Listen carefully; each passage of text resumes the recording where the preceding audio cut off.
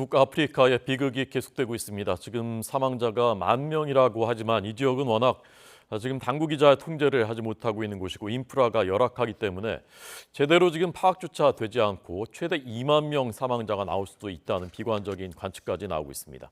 기후변화, 심각해지고 있는 기후변화 그리고 이 지역의 정치적인 혼란이 더 가중돼서 이렇게 피해가 커지고 있다고 합니다. 저희가 이 아프리카 중동 문제 전문가인 고려대 중동 이슬람센터 성일광 교수 초대했습니다. 안녕하십니까? 안녕하십니까? 어서 오십시오. 자, 리비아의 그 항구 도시 데르나에서 일어난 비극입니다. 데르나라는 곳이 어떤 곳입니까? 네, 지중해 쪽에 있는 항구 도시고요. 리비아 동북부 지역에 있는 도시죠. 네. 네, 그래서 지중해랑 아주 가깝게 있기 때문에 그 데르나 지역 그 위쪽에 있는 산맥에서 물이 이제 홍수가 나서 물이 또 내려오면서 사실상 하류로 내려오면서 바다 근처에 있는 마을이 휩쓸은 거죠. 그러면서 댐이 또 뭐 붕괴돼서 그렇게 해서 이제 마을이 홍수에 지금 난리가 난 것입니다. 네, 데르나 지역의 모습입니다. 거의 물에 이제 다 잠겨 있고요. 도시의 상당 부분이 물에 잠겨 있는 모습. 그러니까 저쪽에서 이제 남쪽에 있는 산에서 이렇게 물이 이제 홍수가 휩쓸려 내려오면서 다 잠겨버린 거군요. 그렇죠. 바닥까지 이어지는. 거기다가 댐이 있었는데 댐을 지금 리비아는 내전이 한 뭐 10몇 년 지금 내전을 겪고 있어서 댐을 제대로 정비를 못했던 것이죠. 예. 그러면서 이제 댐이 2개가 있었는데 2개 다 붕괴가 된 것으로 그렇게 알려져 있습니다. 네. 이 댐의 위치를 한번 보여드리겠습니다. 자, 여기가 이제 그 지중해 쪽에 인접한 도시 데르나이고요. 그 위에 댐이 저희가 이제 그 지도의 그래픽에는 평지로 보이지만 저기 이제 산지니까 이렇게 기울어져 있는 곳인데 그렇죠. 거기에 아부 만수르 댐이 1차 붕괴되고 그다음에 와디 데르나 댐이 그러니까 댐 2개가 그냥 그 삽시간에 붕괴된 거군요. 그렇죠. 첫 번째 더 높은 데 지역에는 아부 만수르 댐에 붕괴되니까 네네. 거기에 또 이제 엄청난 물이 내려오면서 두 번째 댐을 이제 휩쓸게 됨으로써 결국 제일 낮은 지역에 있는 데르나 도시를 이제 공격을 하게 된 것이죠. 네. 이게 뭐 삽시간에 그냥 그 온 도시가 인구가 한 10만 명 정도 되는 도시가 물에 완전히 잠긴 그런 모습이고 이 위성 사진, 그러니까 홍수 전하고 홍수 이후의 그 사진들 그걸 보면서 얼마나 피해가 심각했는지를 많은 분들이 알게 됐습니다. 자, 이 사진들인데요. 홍수 전과 홍수 후의 모습을 비교한 사진들입니다. 그러니까 지금 이제 홍수에는 도시가 뭐 그냥 폐허가 돼 있는 그런 모습입니다. 지금 현재 상황이 어느 정도 심각하다고 합니까? 현재 상황은 사실 이제 구조대가 빨리 들어가서 생존자를 구조하거나 아니면 지금 피해를 사망하신 분들의 이제 시신을 빨리 수습을 해야 되는 그런 상황인데요. 뭐 도로도 없어지고요. 아직 물도 많이 빠지지 않아서 사실상 접근 자체가 상당히 어렵고 그래서 지금 대단히 지금 어떻게 보면 또 수인성 전염병도 돌 수 있는 상당히 위험한 상황이라고 할 수 있겠습니다. 네. 시신을 지금 제대로 수습도 잘 못하고 있는 상황이라면서요? 그렇죠. 뭐 병원에서 뭐 워낙 많은 사람이 갑자기 지금 사망했기 때문에 병원으로 시신을 전부 다 병원으로 이송하기도 힘든 또 병원에서는 또 그 많은 시신을 수용하기도 힘든 그런 상황이라고 합니다. 네.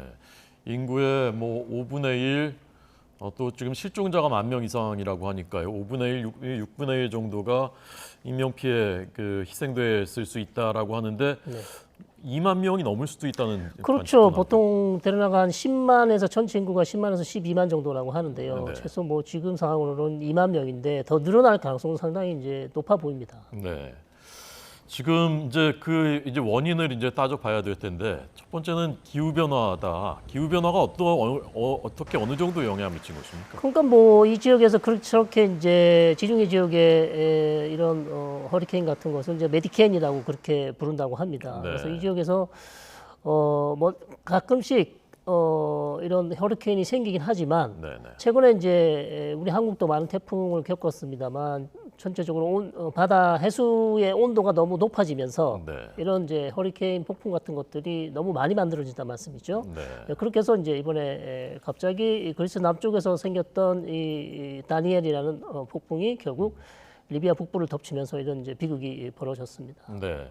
아까 그 지도 한번 다시 한번 보여드리겠습니다. 이 태풍의 이름이 다니엘이고요. 그러니까 지중해 쪽, 그러니까 이 데르나에서 봤을 때는 북쪽에서부터 이제 그 폭풍이 이렇게 온 거군요. 저쪽 그 예, 그리스 남쪽에서 이탈리아, 예, 그리스 그쪽에서 태풍이 다니엘이 내려오면서 이 지역에 엄청난 양의 그 비를 뿌렸고 네네. 원래 리비아는 여기가 이제 사막 지역이라서 네네. 9월 강수량이 원래는 1.5mm밖에 안 되는 곳이랍니다. 그렇죠, 그렇습니다. 원래 사막 지역은 아시겠지만 우기가 거의 겨울이거든요. 네네. 그 12월, 1월, 2월. 근데 지금 뭐 사실 우기도 아닌 상황에서 이렇게 엄청난 비가 이제 태풍이 와서 이렇게 이제 피해를 입게 됨으로써 네. 사실상 이제 저렇게 많은 양의 이제 비가 내릴 것은 아무도 예상하기 힘든 것이죠. 네. 그래서 뭐 거기에 따라서 댐 수위도 상당히 낮아졌을 것이고요. 네. 그러면서 이제 이렇게 피해가 더 커진 것으로 보입니다. 네. 하루에 400mm가 쏟아졌다면서요. 원래 비가 안 오던 사막인데. 그러니까요. 그러면 사실상 그것을 막을 수 있는 방법이 없습니다. 네. 400m면 이제 또 와디라는 것은 쉽게 말해서 이제 사막 지역의 강을 뜻하는데요. 와디가요? 예, 아하. 강을 뜻하는데 비가 오면 이제 여기에 물이 차서 강이 되는 것이고 네. 비가 오지 않으면 사실상 아무것도 없습니다. 아. 그것은 우리가 이제 사막 지역에 부르는 와디인데 네. 갑자기 이제 400mm 이상이 이제 하루에 오게 되면 사실상 어떻게 막을 수 있는 방법이 없다고 보셔야죠. 예. 그러니까 댐이 있긴 했지만 사실상 뭐 여기에 물이 넘칠 거라고는 상상조차 못했었던 그런 곳이군요. 그렇습니다. 그렇게 사실 이런 큰 그리고 아주 수분을 많이 가진 태풍이 이렇게 리비아를 덮칠 것은 사실 어렵죠. 상상하기가요. 네. 그러니까 강수량에 대충 맞춰서 이제 댐이라는 게 설계되는 곳인데 네네. 뭐 이렇게 그 1.5mm 내리던 곳에 하루에 400mm가 내리니까 어떻게 해볼 수가 없는. 그렇습니다. 예.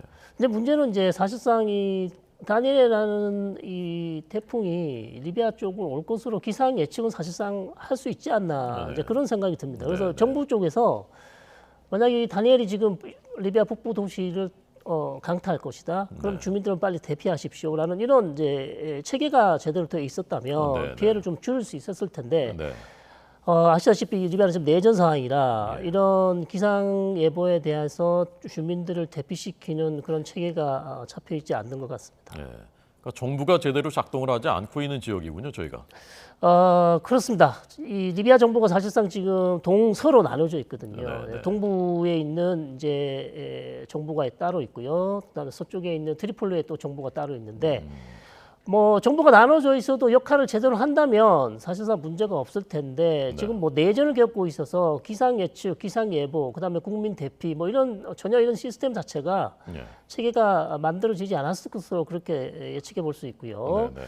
화면에 보시다시피 이제 지금 사고가 난 데르나 지역이 국민군 즉 그 리비아 동부 쪽에 있는 지역이고 서쪽에 트리폴리에는 지금 GNA라고 또 통합 정부가 따로 있습니다. 트리폴리가 원래 수도죠, 그러니까. 예, 원래 수도고요. 예, 사실상 국민군은 어떻게 보면 반군이라고 할 수 있는데요. 트리폴리는 이제 유엔이나 국제사회가 지지를 하고 있는 정부고요. 네. 국민군은 유엔의 지지는 안 받지만 또 국민군을 지지하는 외부 세력들이 많이 있습니다. 네, 네. 그래서 상당히 지금 내전이 아직도 종식이 되지 않고 있는 그런 네. 상황입니다. 예. 2011년에 이른바 아랍의 봄 때 이제 카다피 정권 붕괴되면서 그때부터 계속 내전이 계속되고 그렇습니다. 2011년부터 지금 뭐 한 12년, 2023년이니까요. 계속해서 내전이 이어지고 있고요. 물론 2015년에 동서 정부가 이제 합의를 해서 통합 정부를 만들겠다고 합의를 했지만 예, 예. 합의를 하고 나서 바로 또 합의가 깨지고 예. 그렇게 되면서 여전히 지금 동서 정부로 지금 나눠져 있습니다. 네. 리비아는 어떤 나라입니까? 좀 설명해 주십시오. 리비아는 원래 이제 왕정 국가였죠. 예. 왕정 국가인데 1969년 우리가 잘 아는 모하마르 가다피라는 이제 장교가 군 출신 장교가 혁명을 일으키면서 왕정이 깨어지고요. 이제 혁명 국가가 됐습니다. 혁명 예. 국가가 되고 나서 가다피는 이제 독재 체제를 사실상 구축을 했고요. 네. 그리고 가다피 대통령이 상당히 이제 교수님 저기도 대련합니까? 죄송한데. 저기도 지금 대련합니까? 네 그런 것 같습니다. 지금 예, 화면상으로 네, 예. 원래 좀 녹지가 있고 그래도 리비아에선 사막지대지만 좀 녹지가 있는 그 얼마 안 되는 곳이라면서요, 저희가. 그렇죠. 아무래도 이제 해변 쪽에 가까운 쪽에는 그런 이렇게 농작물을 가꿀 수 있는 지역이 있을 것 같은데요. 지금 보시면 이제 뭐 밭이나 논이나 모든 것이 지금 다 휩쓸려 내려가서 예. 물밖에 보이지 않는 그런 상황이죠. 그러니까 원래 뭐가 있었는지도 지금 이 화면으로 봤을 때 예. 이전 사진을 보셔야 네. 그 장소에 뭐가 있었는지 파악할 수 있는 그런 상황이라고 할 수 네. 있겠죠. 말씀하시던 거 계속해요. 예, 그래서 카다피가 이제 69년 혁명을 일으키고 나서 독재 체제를 구축했다가 사실상 2011년 중동 지역 전체 아랍의 봄이라 그래서 네. 반정부 시위가 일지 않았습니까? 네. 그러면서 결국 이제 리비아에도 반정부 시위가 일어나게 되고 이제 반군과 정부군이 싸우게 되면서 결국 2011년 말쯤 돼서 이제 무하마르 카다피가 반군에 체포돼서 결국 사망하게 됐죠. 네. 그러면서 이제 사실상 새로운 정부를 구성했었어야 되는데 네. 거기서부터 이제 양측 즉 동부와 서부가 나눠지면서 두 개의 정부가 만들어졌고요. 리비아에 구조적인 문제가 있습니다. 또 네. 구조적인 문제는 리비아라는 국가는 부족 국가입니다. 그러니까 수많은 부족들이 있고요. 네. 네. 오히려 그 국가 정체성보다는 부족 정체성이 더 중요하다. 내가 어느 부족 소속인가. 어허. 내가 리비아 국민이 중요한 게 아니라 내가 예. 어느 부족 소속인가 그리고 내가 어느 민병대 소속인가. 수많은 민병대가 있습니다. 20만 명이나 넘는 민병대가 그렇기 때문에 어떤 민병대는 동부를 지원하고 있고 네. 어떤 민병대는 서부 저기 리비아 통합정부 서쪽에 있는 트리폴리를 지원하고 있고 네. 그러면서 이제 양분되어 있는 것이죠. 그러면서 이 전혀 지금 통합정부를 구성하기에 상당히 구조적인 취약점이 있다 이렇게 말씀드릴 수 있겠습니다. 네. 이 데르나 지역이 그 전에 그 IS가 점령하기도 했었던 곳이라면서요? 네, 데르나 지역이 주로 이제 이슬람주의자들이 많이 있던 지역이고요. 데르나뿐만 아니라 리비아 남쪽 지역에도 상당히 IS가 많이 활동을 했습니다만 미국의 공습, 그다음에 하프타르 즉 동부축에 있는 군벌이 대대적으로 이제 IS 퇴치 작전을 벌임으로써 최근에는 많이 IS를 퇴치한 걸로 그렇게 알려져 있습니다. 네.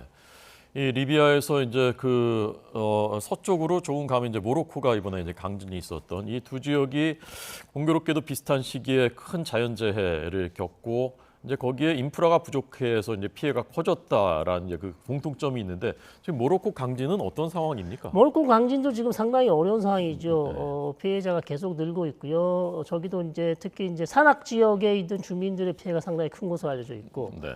또 산악 지역이다 보니까 도로가 유실되고 이러면 또 구조대가 들어가기가 상당히 힘든 상황이고요. 네. 그다음에 구조대를 이제 직접 파견할 수 있는 그런 자동차라든지 도로라든지 이런 여러 가지 이제 상황들이 여유치 않아서 네. 구조 상황에도 상당히 지금 어려운 것으로 그렇게 알려져 있습니다. 네. 자, 그 지도로 한번 다시 보여드리겠습니다. 지도 보여주십시오. 지도. 네, 이제 그 아래쪽이 이 아프리카이고 그 북아프리카의 가운데쯤에 이제 리비아가 위치하고 있고요. 거기서 리비아 중에서 조금 그 동쪽으로 치우친 곳에 이제 데르나가 있고, 그다음에 모로코는 서쪽으로 쭉 가서 북아프리카 중에서 제일 서쪽, 그리고 바로 위에 지금 모로코에 인접해 있는 곳이 그렇습니다. 스페인이고, 네. 그다음에 이제 가운데 있는 이 바다가 지중해, 네네. 그래서 유럽과 둘러싸여 있고 중동과 매우 가까운 인접해 있는 이 지역입니다. 저희가 중동 아프리카 전문가인 성일광 교수님께 듣고 있습니다. 자, 이게 이제 그 두 가지가 그냥 우연의 일치냐? 이제 그 아프리카 지역이 가장 취약한 골이다. 점점 이렇게 생각조차 못했던 재난들이 앞으로도 발생한다면 아프리카가 제일 취약하다. 이것은 어떻게 봐야 되는 것입니까? 그렇습니다. 왜냐하면 이제 특히 이제 모로코나 티니지 그 주변에 있는 뭐 알제리 이런 국가들 네. 다 이집트도 마찬가지고요. 사실상 이런 북아프리카 국가들이 정부에서 대대적으로 네. 예산을 투입해서 어떤 기후 변화라든지 아니면 주택을 더 튼튼하게 짓는다든지 네. 아니면 와디 즉 강의 깊이를 더 많이 파서 네. 더 많은 물을 수용할 수 있는 그런 대대적인 정비 작업, 그다음에 댐을 다시 또 정비할 수 있는 그런 국가에서 상당히 이런 자연 재해를 막을 수 있는 어떤 시스템을 구축을 해야 되는데 네. 아시다시피 북아프리카에 있는 국가들이 대부분 다 경제적으로 어렵고요. 예. 그다음 대부분 다 이제 권위주의 정권이고요. 그래서 자국민에 대해서 자국민의 복지에 대해서 그렇게 신경을 많이 쓰지 못하고 있습니다. 네. 그래서 그런 부분들이 지금 가장 취약점으로 드러나기 때문에 네. 똑같은 자연재해가 나더라도 사실 아프리카와 즉 북아프리카 지역의 피해가 더 커지는 것이 아닌가 네. 이렇게 볼 수 있겠습니다. 네. 지금 국제사회가 여러 가지 지원을 모색하고 있고요. 우리도 좀 도울 수 있는 게 있을까요? 저희도 구조대를 파견할 수 있으면 네. 최대한 빨리 저런 도움이 필요한 곳에는 가서 예. 우리가 도와줄 수 있으면 도와주는 게 좋은 것이죠. 네. 네. 근데 이게 워낙 당국이 통제가 안 되니까 지원을 받는 거에 대해서도 시간도 결정하는데 시간도 오래 걸리고 네. 좀 소극적이다 그런 그 보도도 있더군요. 예, 모로코 같은 경우도 그렇고 지금 리비아 같은 경우도 있고 이제 모로코 같은 경우는 알제리하고 또 사이가 안 좋으니까 예. 알제리 옆에 있는 국가에서 이제 도움을 주겠다 그러면 받지 않겠다 그러고 다른 국가들은 도움을 받겠다 그러고 상당히 또 서로 간에 또 사이가 안 좋아서 네. 그런 부분도 좀 있습니다. 네. 자, 이재민들이 너무나 큰 고통을 받고 있고요. 이 주민들이 무슨 죄가 있겠습니까? 주민들 피해 고통이 최대한 지금부터라도 최소화되도록 국제사회 지원이 절실한 상황입니다. 오늘 고려대 중동 이슬람센터 성일광 교수의 해설을 들었습니다. 감사합니다. 감사합니다.